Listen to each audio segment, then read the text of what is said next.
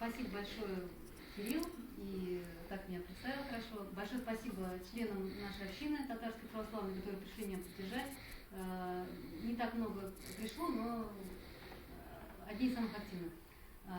Наша община существует с 2003 года.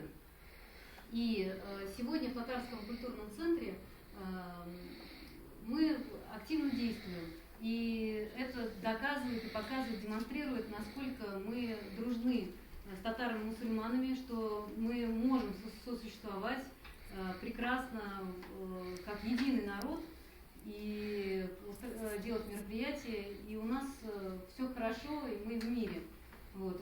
Не то, что даже дружелюбные отношения, а мы не делаем каких-то там, то есть все хорошо. Вот пришла тоже Дарья Меркулова в Татарском культурном центре, она поет, выступает, у нее недавно был дебют, вот она на своем ресурсе в соцсетях мы выложили ролик прекрасный, смотрите, пожалуйста, и там и татары, и мусульмане присутствуют, то есть все очень здорово, позитивно и прекрасно.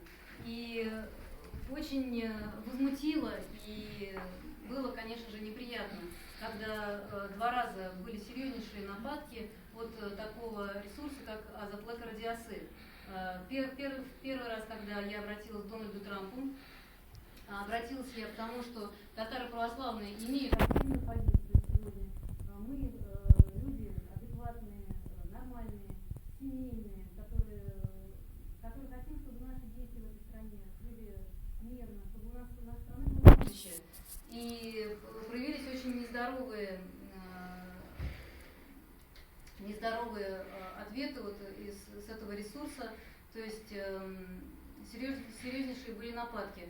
И второй раз, когда меня пригласили на программу «Мой путь к Богу», отец Георгий Максимов, и я, мне кажется, весьма очень доброжелательно отвечала на вопросы, которые мне задавал, и ни грамма никаким даже краем я никого не обидела, просто рассказала о том, как есть, немножечко сослалась на исторические данные историков, такие как Алимжан Орлов и Максим Глухов, за что тоже пошла такая, я бы даже сказала, травля, что ли, которая меня удивила, и она до сих пор вот сейчас пишутся статьи, и привлекаются такие якобы эксперты, которые опровергают не мое даже мнение, причем травля идет как-то даже на меня, хотя я сослалась на историков. Говорится, что это и не историки вовсе, что это легенды.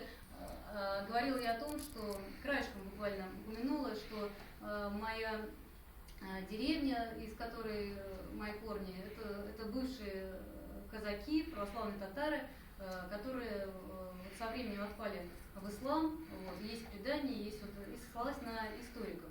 Это исторические данные. Вот, к примеру, я хотела зачитать барон Сигизмунд фон Герберштейн, записки о Москве, 1549 год. Просто хочу, чтобы вы сами посмотрели и оценили, насколько ислам был в татарских общностях, к примеру.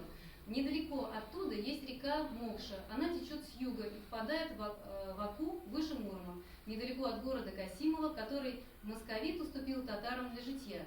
Их женщины с известным искусством окрашивают для красоты ногти в черный цвет и все время ходят с открытой головой и распущенными волосами. Опять же, это вот исторические записки о Москве барона Сигизмунда фон Герберштейна, повторяюсь.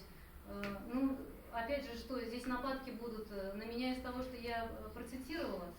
Мне кажется, сегодня мы проделываем большую работу о том, что, наверное, просто люди, может быть, не привыкли к тому, что надо привыкать, что позиция наша будет активная. Мы будем показывать ту историю, которая неудобна. Я хочу обратить внимание, что Азатлык Радиасы очень враждебно себя продемонстрировал. Призываю, если работники этого ресурса хотят как-то исправиться здесь, они пусть приезжают, берут тоже интервью у членов нашей общины, которых очень много. И с удовольствием мы все выскажемся, как делают азатлыковцы, они переводят на татарский язык прекрасно, пусть берут интервью и на татарском языке. То есть У нас есть прекрасно татароговорящие члены общины. По-разному, это не важно. Пусть берут интервью, пусть показывают. И прошу с хорошей стороны. Пока этого нет. Очень, очень неприятно. Еще вот хотела повторить такой момент, сказать, что если, то есть идет такое мощное, активное информационный поток на людей, что якобы татары это мусульмане, и это продолжается, ресурс Азатлык Радиосы, он это поддерживает. Ни в коем случае нельзя сегодня это делать. Почему? Потому что татарская христианская часть, она велика. Есть этнические крещеные татары, новокрещеные. Огромен процент православных татар от смешанных браков. Причем наши татарские корни настолько сильны, что люди, они считают себя татарами, стремятся к изучению своего языка. И мы едины с русским народом, но нам, конечно же, хотелось бы изучать свой язык, изучать свою культуру. И именно как православные расцветать в своей культуре с татарским языком. Вот мы, к примеру, стремимся к тому, чтобы у нас и в Москве даже были приходы, где служатся службы на татарском языке. И мы будем, то есть мы уже такую практику проводим, молебны на татарском и совмещенно с церковно-славянским языках.